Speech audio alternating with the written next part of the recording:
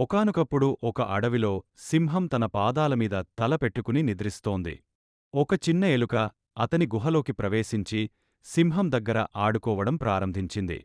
అతను నిద్రపోతున్నాడు కాబట్టి ఎలుక అనుకున్నది, అతను నన్ను ఎప్పుడూ అనుమానించడు. ఇక్కడ స్వాట్ తన పెద్ద పాదం చిన్న ఎలుకపైకి వెళ్ళాడు. ఎలుక చిక్కుకుపోయింది, నన్ను విడిచిపెట్టు. పేద ఎలుకను వేడుకుంది, దయచేసి నన్ను వెళ్ళనివ్వండి, మరియు ఏదో ఒకరోజు నేను తప్పకుండా చేస్తాను, నీకు తిరిగి చెల్లించు. మరియు అతను చిన్న ఎలుకను విడిచిపెట్టాడు. ఇద్దరు వేటగాళ్ళు అడవికి వచ్చారు. వారు సింహాల గుహ వద్దకు వెళ్లి ఒక పెద్ద తాడు ఉచ్చు బిగించారు. ఆ రాత్రి ఇంటికి వచ్చిన సింహం వేటగాడి ఉచ్చులోకి దిగింది. అతను గర్జించాడు.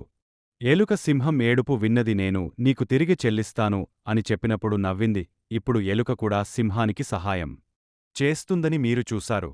దయ ఎప్పుడూ వృధా కాదని సింహం గ్రహించింది. ఇలాంటి మరిన్ని వీడియోస్ కోసం సబ్స్క్రైబ్ చేసుకోండి.